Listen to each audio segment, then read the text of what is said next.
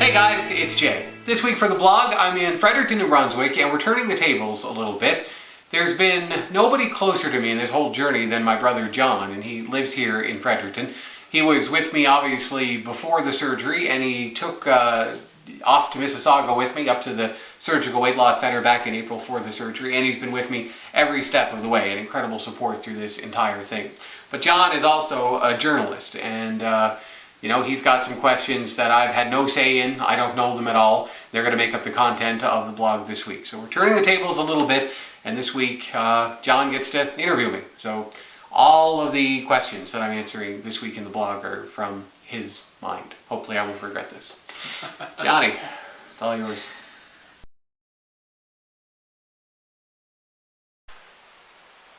That's a great question. In the consultation call that I had with Dr. Coburn from the Surgical Weight Loss Center, kind of one of the moments for me that clicked, and I've said this a couple of times before, that there was a moment in that call with him where he gave me permission to try. He let me, I don't want to call it a clean slate, but before taking the responsibility for having gotten to the weight that I had gotten to, for making the choices that got me there. What were those choices, though? What were the choices that got me that big? Yeah. It was easy. I mean, it's the process that puts weight on you is no more complicated than the fact that you eat more than you move. It's a basic equation. And what I had done to disconnect myself from that was create a set of rules that applied to me, that were different than me. The rules that governed everyone else in the world didn't apply to me. I could go to a drive-thru and get 4 burgers and that would be fine. I knew that was wrong for other people, but for me that was okay. Well, that's how you did it, but why would you do that? Why would you go and get the 4 burgers? It all stems from, I think, that idea of creating different rules for yourself. In every, not just food, but in every part of my life, I felt that I was special or different in some way. You know, if you just feel that disconnected from what the normal experience is, what you assume the normal experience is that everyone else is having, it's easy to make choices that you know are wrong. And for people who know me know that it's not just food. It was finding those areas where you could, in an effort to take full control, you would make destructive decisions simply because it was an area of your life where you could exercise complete control. So I would do that with food, I would do that with relationships, I'd do that with money. You know, you would make incredibly destructive decisions because at the very least they were wholly yours.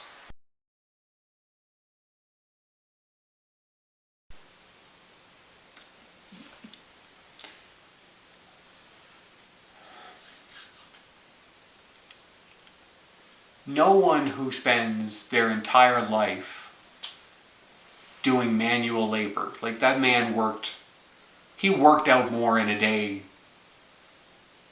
2 years ago than I do now. Nobody who lives that active a lifestyle should be able to counter it with poor decision making at the table and with cigarettes and with everything else to put themselves in a situation where they basically kill themselves at 57. I absolutely think that is with you every day. I think that losing him in those circumstances, and it took me a while to put the pieces together, but what seemed like an unfortunate tragedy at some point became for me something that he did to himself. And part of my motivation in this is holding him responsible for that. And if I want that anger that I have at him for making the decisions that he made and putting himself in the situation that eventually, caused the fatal heart attack that took his life, if I want to hold him responsible for putting himself in that situation and then leaving us in the situation that we're in and leaving Ma a widow and all that stuff, if I want to hold him responsible for the choices that put him in that moment, how can I not be as equally as responsible for the choices that have brought me to where I am? And that's where I was at 460 pounds. I had a higher BMI than he had when he died. I was weighed more when he died than he ever weighed in his entire life, even if you factor in the height difference. He died healthier than I was walking around. You realize with a 27-year difference between us that something is severely screwed up. So it's a constant motivation, not because I think I can beat the odds or anything like that. I think that I know more and have more opportunity to do something about this than he had in his entire life. And I think that if he had the knowledge and opportunity that I now have, he would have attacked this with as much passion and aggression and obsession as I have over the last 8 months. I don't want to ever be 6 feet under and have people still on the right side of the grass making those judgments against me. If I'm going to end up down there, I'm going to end up down there having done everything I could, staying up here as long as I can. And I don't think that's a life that he lived. I think it's a life he would have loved to have lived, but I don't think he knew how. And I don't want to be that guy. Are you angry at yourself? Yeah. For the person that you used to be and how many years that may have already cost you? Jesus, I wasted a decade. I mean, I have no respect for the life that I lived from 20 to 30. You know, I think that in those times I did a lot of things I'm proud of. I accomplished a lot, you know, in those years. But what could I have done had I not saddled myself with the weight and the anxiety that came with it and the lack of, you know, confidence that came with it and the everything. I mean, I once didn't go to a job interview fully paid because I was afraid that I wouldn't get on the plane. That I wouldn't fit on the plane with the guy that I would fly to Ottawa with for the interview. So, like, if I had done that, where would I be? If 22-year-old Jay had taken that opportunity, you know, what would my life be? Flip side of that is, if Fat Jay had got on that plane, none of this would have happened. So I don't get caught up in that stuff. I don't ask a lot of what ifs, but what I'm sure of is that if I had attacked life with as much vigor over that decade as I have for the last 8 months, I would have lived a fuller life through my 20s than I am so far in my 30s.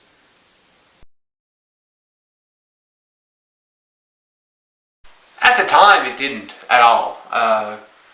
You know, getting a piece of mail like that, you write it off as being from someone who's not well. Like, I didn't take any. That may as well have said that I was purple. I didn't associate what he was writing with who I actually was at that time. I read that letter in my office with a couple of other people and laughed. Later, it occurred to me that nobody disagreed with what he had said. You know, he had said that, you know, I had 99 nails in my coffin. It didn't provide any motivation at the time, and pulling that out in light of all the conversations happening about bullying stuff, it's kind of rewriting history to some degree. But at the same time, I've gotten dozens of those over the years, and that's the only one that I kept on my desk. So, like I said in that blog post, I don't know why I kept that, but I don't think that was a motivating factor in any way. I think it just represents what I think a lot of overweight adults feel, which is that the taunting and bullying that existed on the school ground does still exist in adult life. It just goes unsaid. This person actually said it.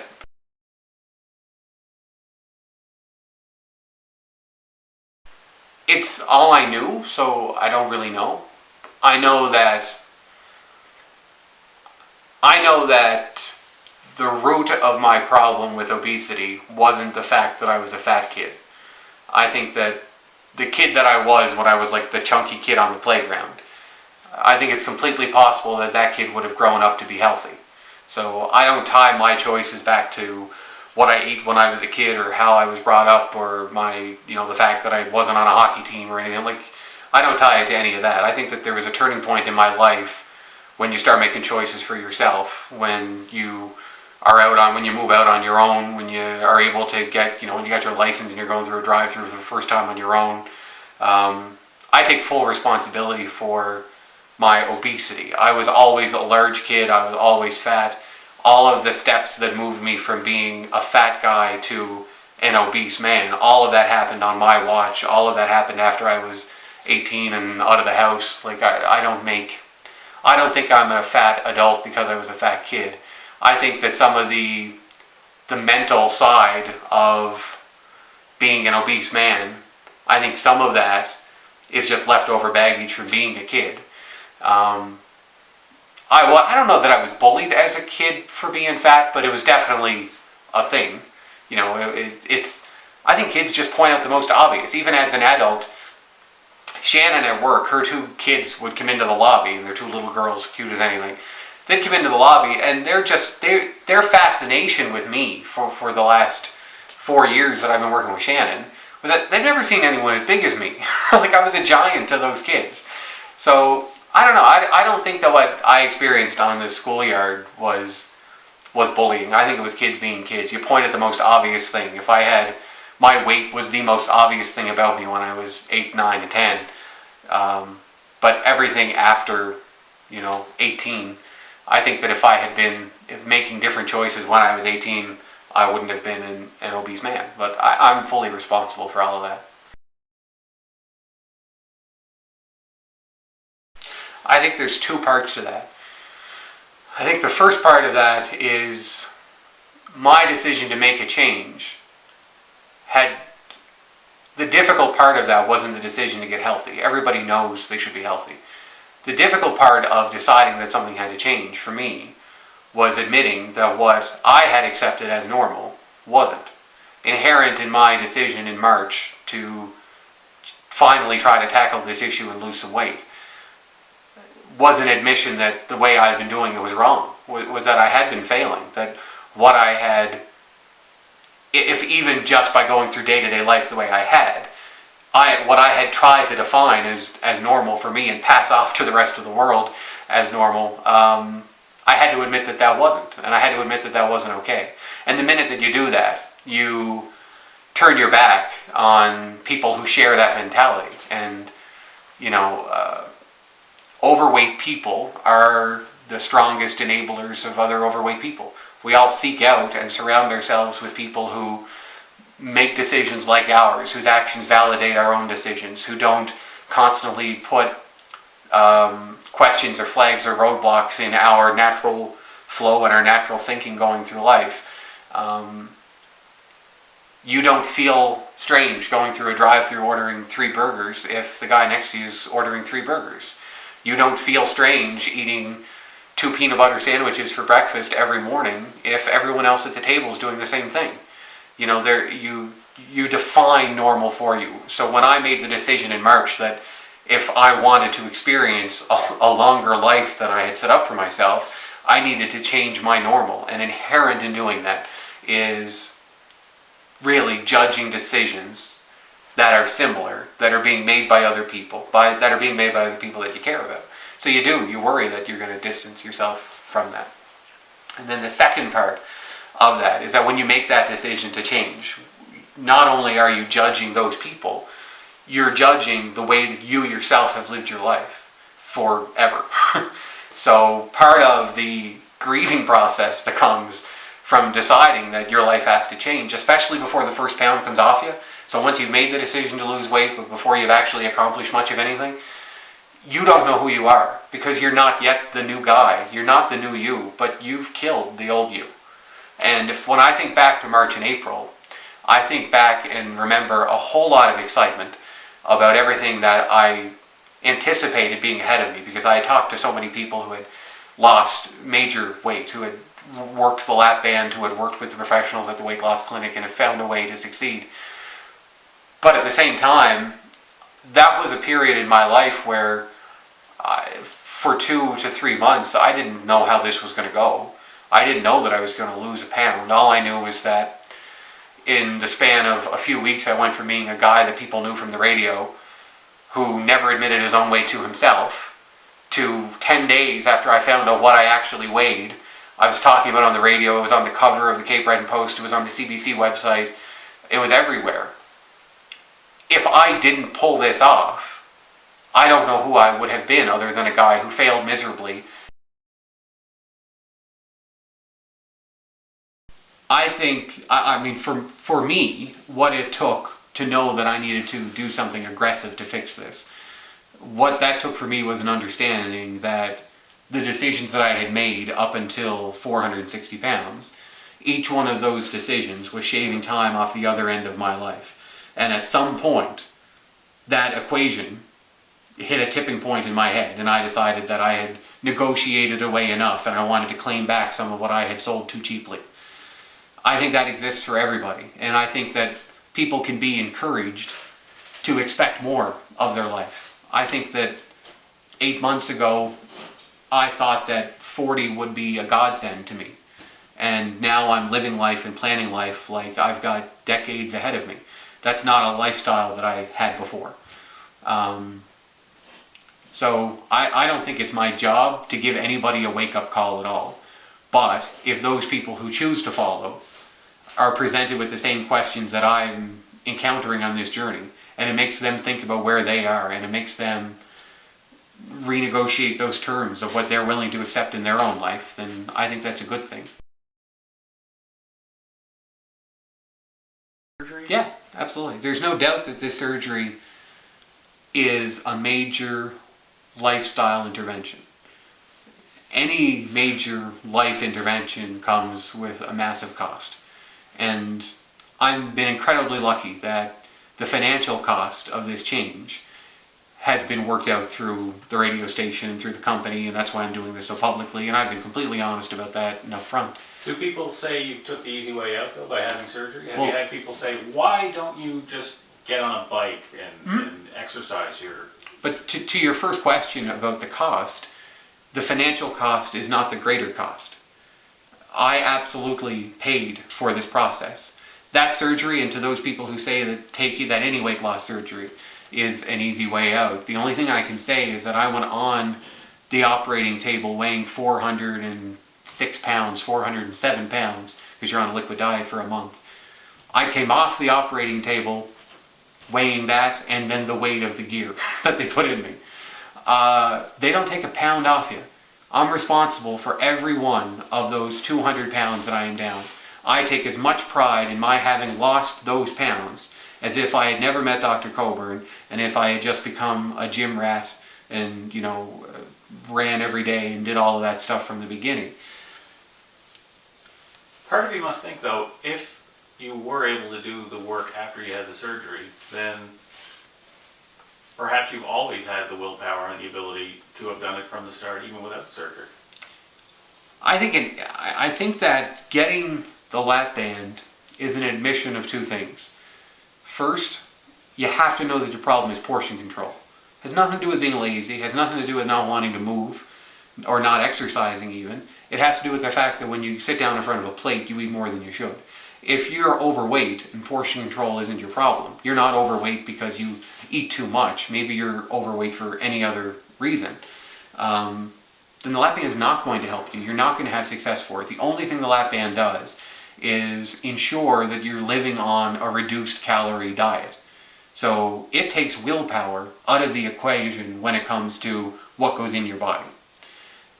What you do to burn energy is not helped at all by the band. That's completely up to you. So no, the band didn't help me become the guy who goes to the gym. It didn't help me become the guy who has all this motivation to go exercise. But what it did do for me was a 30-day liquid diet dropped 50 pounds off my frame that gave me a mobility that I didn't have before. And over the last 8 months, I know for the first time in my life exactly what 200 pounds feels like. Put an overweight man is what I've lost. I have lost an overweight 5'8" man. Put him on your back and try to go to the gym and run every day. It's all about a kickstart to a lifestyle change. So there are people who will always see this as the easy way out, and I never would have lost 200 pounds in the 8 months that I have without the lap band. But I have earned the loss of every one of those pounds. To burn a pound, you have to burn 3,500 calories. I have done that 200 times. The lap band didn't do anything. What the lap band did for me was make sure that as I was burning those, I wasn't refueling with the same amount every time I ate off a big plate. My friend Jen keeps asking me, is it an ego blow to be normal? And, I don't know. I don't know that any of us know what the most obvious thing about them is at any given moment. I think part of your life that is taken away by obesity is that you don't have the opportunity to be defined by all the other stuff that the rest of the world is, because you just are that automatically. So I don't know, like, I'd be the worst judge of that. And one thing I think that's important to say is that as I go through this, I feel like I'm a different shape every 2 days. I feel like I'm a different energy level every 2 days. It would be ridiculous for me right now to sit here and tell you that I think I know who I am. Because what this last 8 months has taught me more than anything is that I spent so long not controlling who I was, that who I was just a default of how I lived.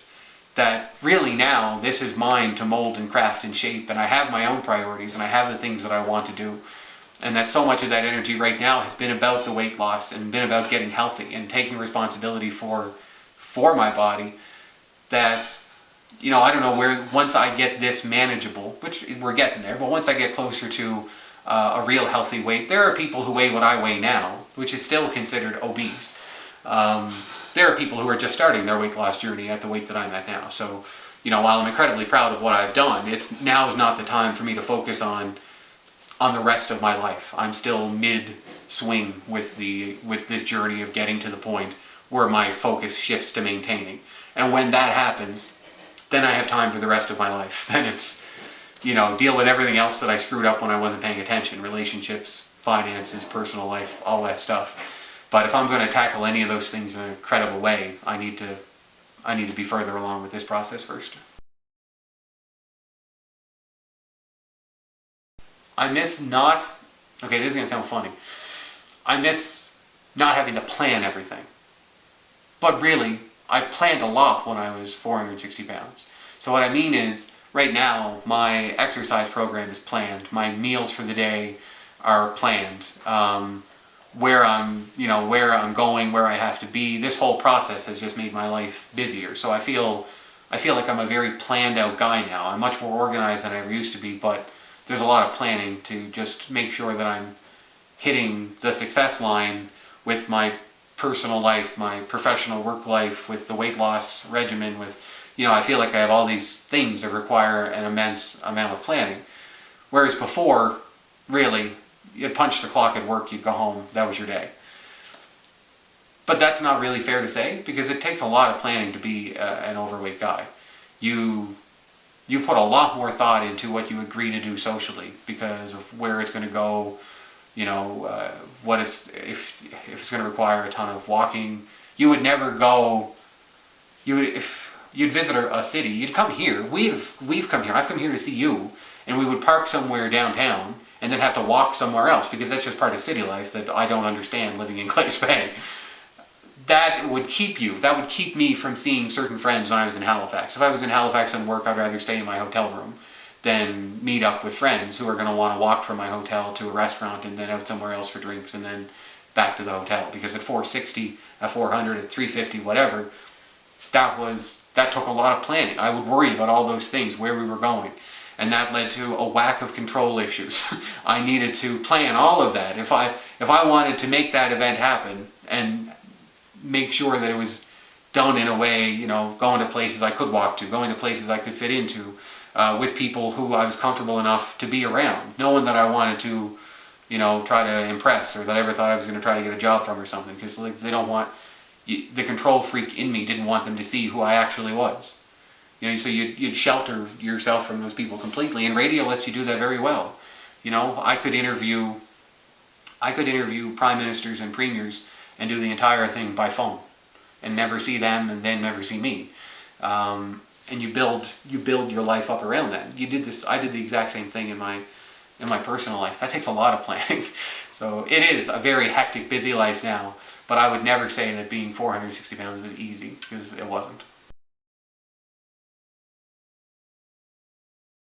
What I find now is I'm not willing to accept the fact that there's a goal that I want for me that I don't have a plan for in some way, even if the plan is just to get to it later. Like we talked about how basically every other part of my life is on hold until I get this to where I want it to be, till I hit a level of health that lets me responsibly turn to all the other parts of my life that need to be fixed.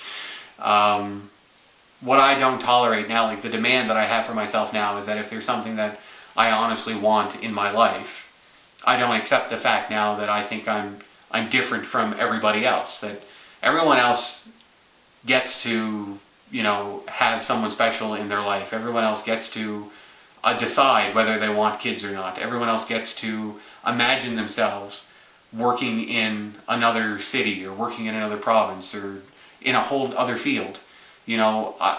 Part of being overweight is feeling that circumstance has put you where you are, and that you're winning the day every day if you just sustain that, and you never look outside of that, and you shut out the people and the situations in your life that force you to imagine yourself living outside of that, because you're in that little comfort spot.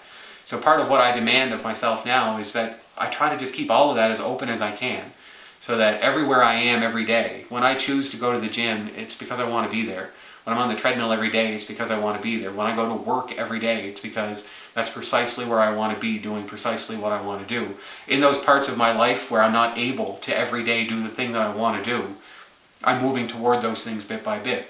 And to those things that just are, in my mind, so large to take on, like wrongs that I did in that decade where I really wasn't paying attention, I'm not prepared to fix those yet. I need to get myself together more before I tackle those things. So, it's not that I'm out there living it up every day and that I'm saying I'm tackling everything I ever wanted to do, but I'm acknowledging for the first time in 10 years that there is shit I want to do, and some of those things are bigger than I can even wrap my head around now, let alone what I would have anticipated for myself 8 months ago. There are parts of it that end, but the center of this whole thing is an understanding that every day is an opportunity to invest in yourself, and that every decision that comes your way through the day is an opportunity to either invest in yourself or spend some of what you've already built up in yourself. And I think it's just like kind of planning for retirement in that way. I wake up every day looking for those moments where I get to invest in myself so that I'm better able to tackle all those things that I want to achieve in life. But the flip side of that is there are parts of this that have to end at some point, and I've seen this over 8 months. Part of the learning curve for learning, like eating healthy, part of the learning curve for working out and getting active, and I'm still in the early stages of those things. I've only been doing this 8 months, but part of that is the more you do it, the more comfortable you become with it, the more transparent it becomes to your life. So I don't meticulously journal every meal anymore. I had to do that for the first 6 months. If I hadn't have done that, I wouldn't have the knowledge base that I have now that helps me get through a day without completely running it off the track. If I wasn't obsessive about working out and learning everything I could about that, and working with people like Ascendo Fitness and Laura Boudreau and that gang, all of that is slowly becoming more transparent to me at each stage. Then when you decide you're going to tackle something else, you become the novice again and it starts all over. So there are parts of it that get easier as you go along. There are parts of it that become just a normal part of your life. But at some point, the obsessive side of this goes away. And what I know from talking to people who've had weight loss surgery or who have lost a lot of weight, and it's worth saying that out of everyone I've talked to who's had success with this, and I've talked to people who've had it for 3 years, 5 years, 7 years, none of them have in their past, in their experience with the band, none of them have lost the amount of weight that I've lost. And that scares the hell out of me, because the faster you lose it, the faster you can put it back. So, it's safe to say that this will end at some point, but it's not going to end anytime soon. This is a 3 to 5 year commitment to make sure that you're at the point where you're sustaining and maintaining. Because if you get cocky about it, it could all come back just as fast as I lost it.